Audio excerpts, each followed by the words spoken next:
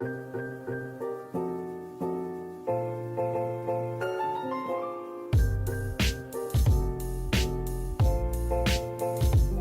Rhône, il est menacé aussi par le changement climatique.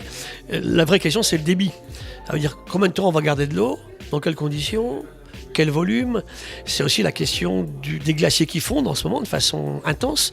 Le jour où ils auront fondu, on va perdre beaucoup effectivement de la source originelle de l'eau du Rhône et des fleuves qui sont environnants. Donc, et puis surtout, arrêtons d'imaginer nos fleuves comme étant des poubelles, quoi, hein. On fait tout et n'importe quoi.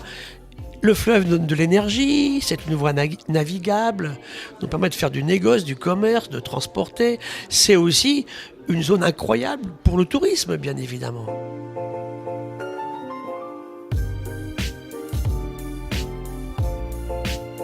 Donc c'est vrai qu'il faut, surtout il faut une vision transversale. C'est-à-dire qu'il faut que tous ces intérêts que j'évoquais à l'instant soient envisagés en même temps.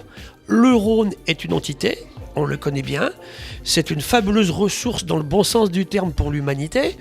Comment, dans un second temps, on va en tirer parti sans polluer, sans détruire, sans tout effectivement éliminer. Et ça, c'est quelque chose qui demande beaucoup plus de vision générale que ce qu'on a fait jusqu'à présent.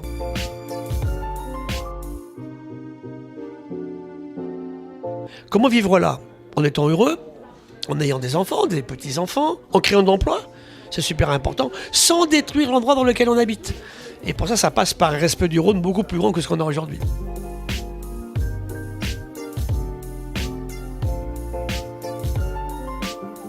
Si on paye décemment le monde agricole, ils arrêteront les pesticides. Il faut qu'on arrête aussi cette chimie qui a détruit nos environnements. Moi, je me bats beaucoup pour les sols. L'agriculture, on ne peut pas la faire sur un sol qui est mort. Ça veut dire que s'il n'y a plus rien dans les sols, on ne produira pas. Donc ça relance le débat sur la façon de traiter mécaniquement les sols et des produits chimiques qui sont bien sûr toxiques. On les appelle des biocides, tueurs de vie. Alors ne tergiversons pas. Et le fleuve récupère aussi bien sûr ses pollutions. Donc le monde agricole a besoin d'eau, ça c'est clair. Dans quelles conditions, comment, avec eux, il faut travailler différemment. Et peut-être des plantes qu'il faut arrêter de cultiver parce qu'elles consomment trop d'eau par exemple.